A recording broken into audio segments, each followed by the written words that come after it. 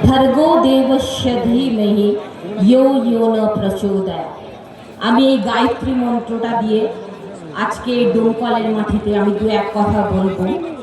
এটা এই জন্যেই বললাম, সবাই বলে জনতা উন্নয়ন দল নাকি মুসলিমদের দল, তাই আমি আজকে এই গায়ত্রী মন্ত্রটা দিয়ে আপনাদের কাছে পরিবেশন করতে এলাম। আমার নাম মনীষা পাঠক পাণ্ডে। আমি মুর্শিদাবাদ বিধানসভায় হুমায়ুন কবির সাহেব আজকে আমাকে লড়াই করার সুযোগ দিয়েছেন, তার জন্য আমি ভীষণভাবে কৃতজ্ঞ। আজকে এই ডোমকলের সভায় সঞ্চালককে প্রথমেই আমি ধন্যবাদ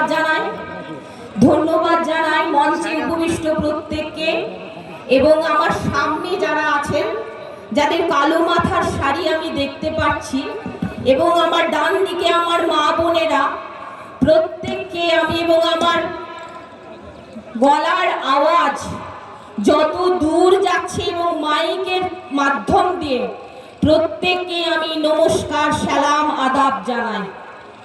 আজকে ডোমকলের মাটিতে দাঁড়িয়ে আমার পূর্ববর্তী বক্তারা তাদের বক্তব্যের মাধ্যম দিয়ে আপনাদের কাছে সরকারের অনেক কিছু তুলে ধরেছেন, তাদের আমার নতুন করে বলার ভাই কিছু নাই। আমি মানুষের সঙ্গে থাকতে ভালোবাসি, মানুষের সঙ্গে মিশে থাকতে ভালোবাসি। আমার নেতা হুমায়ুন কবির সাহেব কাছ থেকে এটা আমি শিখে এসেছি। আমি দীর্ঘদিন ধরে একটা রাজনৈতিক দলের সঙ্গে যুক্ত ছিলাম, সেটা এখন বর্তমান সরকারি দল, যার নাম তৃণমূল কংগ্রেস। আমি একটা সময় 2007 সাল থেকে তৃণমূল কংগ্রেসটা ভাই করেছিলাম।